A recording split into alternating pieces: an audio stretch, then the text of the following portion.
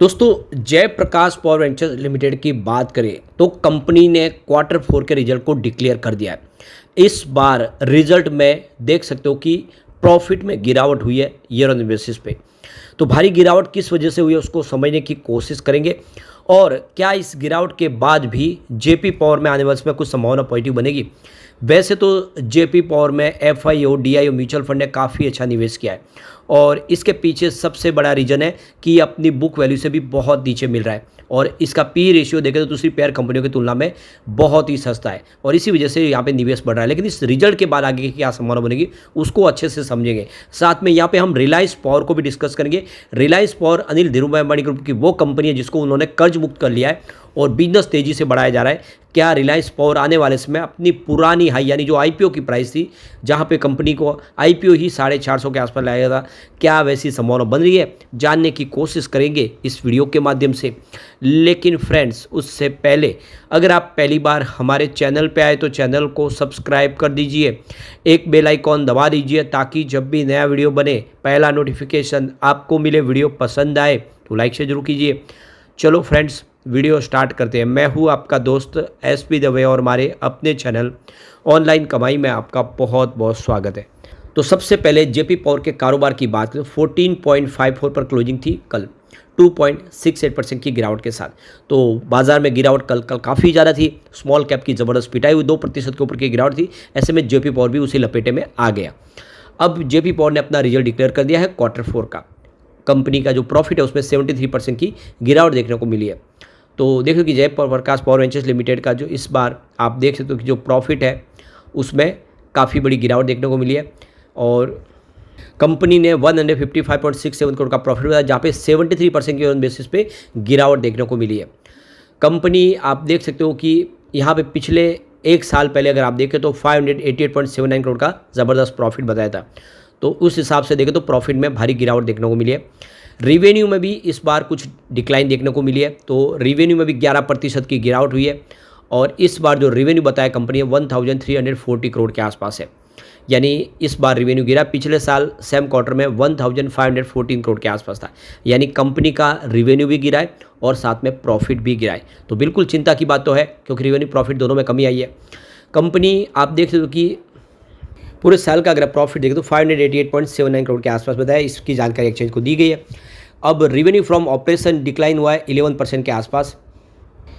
Company की जो total income है उसमें भी 26% की गिरावट हुई है, जो देखो कि 1366 करोड़ के आसपास ही है। पिछले एक साल पहले देखें तो 1863.63 करोड़ के आसपास ही। तो कंपनी की इनकम में भी गिरावट देखने को मिली है। और यहाँ पे कंपनी का जो आप देख सकते हो एक्सेप्शनल आइटम में नेट गेन 302.41 करोड़ का बताया क्वार्टर फोर में। टोटल खर्च की बात करें तो कंपनी का खर्च 15% बढ़ा है, यानी रिवेन्यू गिरा है लेकिन खर्च बढ़ गया है। ये एक तरह से प्रॉब्लम होती है कि कंपनी का रिवेन्यू भी गिर जाता है लेकिन सामने खर्च भी बढ़ गया है। तो देख सकते हो कि यहाँ पे इस बार 1165.75 करोड़ का टोटल का कंपनी का टोटल एक्सपेंसेस रहा है, जो पिछले एक साल पहले 1013.05 करोड़ के आसपास था। तो ये एक तरह से देख सकते हो कि प्रॉब्लम हो जाती है जब कंपनी का खर्च एक तरफ से बढ़ जाता है और सामने प्रॉफिट रिवेन्यू भी गिर जाता है। अब फाइनेंशियल 2025 के लिए नेट प्रॉफिट है उसमें 20% की गिरावट हुई है, जो 813.55 करोड़ के आसपास रहा है, जबकि पिछले एक साल पहले ये 1021.95 करोड़ के आसपास था पिछले पूरे साल का। तो पूरे साल का भी देखें तो यहाँ पे प्रॉफिट गिरा है। और यहाँ पे कंपनी का जो EPS अगर देखें तो बेसिक EPS 0.16 रुपीज़ के आसपास रहा है।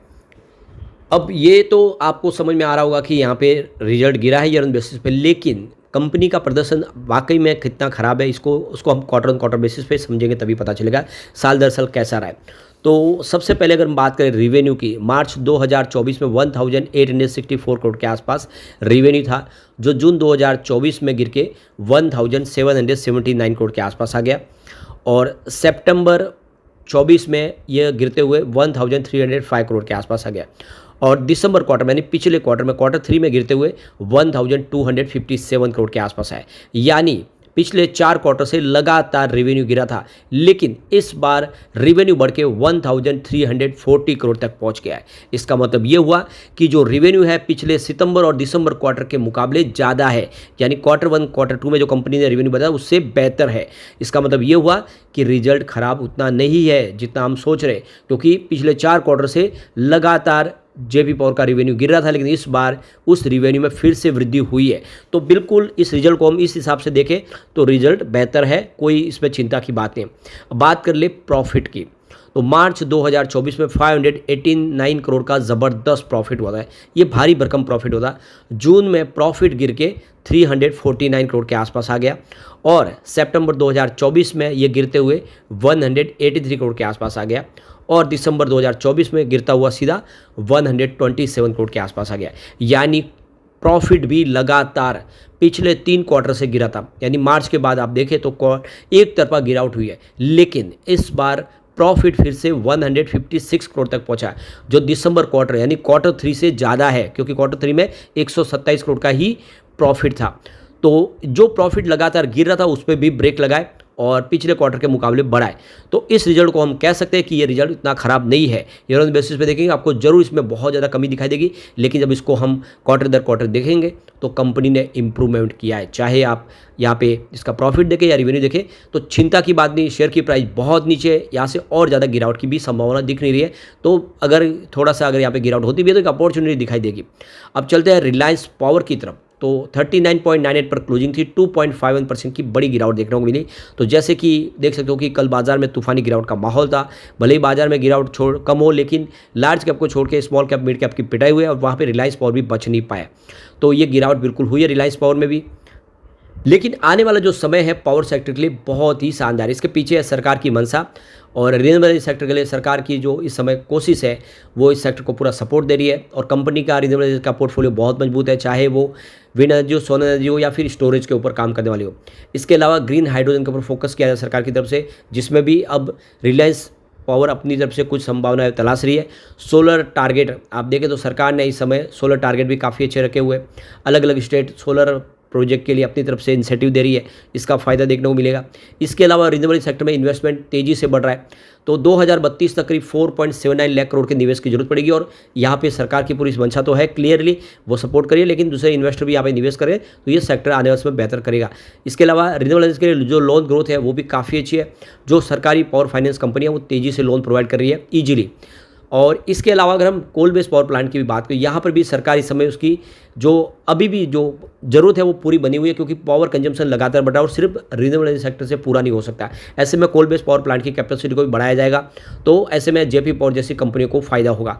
न्यूक्लियर पावर एक्सपेंशन के ऊपर भी काम किया जा रहा है, उसकी कैपेसिटी बढ़ाई जा रही है, ट्रांसमिशन इंफ्रास्ट्रक्चर को मजबूत किया जा रहा है, ग्रिड कनेक्टिविटी को अच्छा किया जा रहा है, ताकि आने वाले समय तेज़ी से बिजनेस को और अच्छे से मजबूत किया जाए। थर्मल पावर प्रोजेक्ट के ऊपर सरकार का पूरा फोकस है, बहुत सारे स्टेट है जिसमें बिहार शामिल है, तेज़ी से थर्मल पावर प्लांट की कैपेसिटी को बढ़ा रहे। और हाइड्रो पावर प्रोजेक्ट के ऊपर फोकस किया जा रहा है, जिसमें आप देखिए JP power thermal power plant और हाइड्रो प्रोजेक्ट दोनों में ही काम कर रहे हैं, तो एक अच्छा मौका यहाँ पे दिख रहा है जेपी पावर के लिए भी। तो ये सारी बातें साबित करिए कि दोनों कंपनियां आने वाले समय बेहतर कर सकती है। अगर हम रिलायंस पावर के शेयर होल्डिंग पैटर्न को देखें तो यहाँ पे प्रमोटर की होल्डिंग बिल्कुल अनचेंज है, 23.27 पर जो लगातार बनी हुई है। एफआई की बात करें उनकी 13.12% होल्डिंग थी सितंबर क्वार्टर में, दिसंबर में ये घट के 12.95% हुई, लेकिन मार्च में फिर से बढ़ के 13.21% हो गई है, यानी एफआई ने जम के खरीदारी की रिलायंस पावर में। डीआई की बात करें उनकी 2.88% होल्डिंग थी सितंबर में, दिसंबर में घट के 2.80% हुई, लेकिन फिलहाल डीआई की होल्डिंग 3.29% हो चुकी है, यानी डीआई ने भी ज़बरदस्त निवेश बढ़ा दिया, यानी एफआई डीआई दोनों ही जम के खरीदारी कर रहे हैं रिलायंस पावर में। जनरल पब्लिक की बात उनकी 60.72% होल्डिंग थी सितंबर में और दिसंबर में ये बढ़ के 60.97% हो गई, लेकिन मार्च 2025 की बात करिए ये 60.22% के आसपास है। तो जनरल पब्लिक की होल्डिंग घटी है, लेकिन एफआईडीआई जम के खरीदारी करे और ये सिग्नल है कि आने वाले समय रिलायंस पावर कमाल कर सकता है। लेकिन फ्रेंड्स, कोई भी इन्वेस्टमेंट करने से पहले अपने फाइनेंशियल एडवाइजर से एडवाइस ले ले या अपना खुद का रिसर्च करें, क्योंकि मैंने वीडियो आपके एजुकेशनल पर्पज़ के लिए ही बनाया। वीडियो पसंद आए तो लाइक से जरूर कीजिए और चैनल को सब्सक्राइब कर दीजिए। Thank you friends.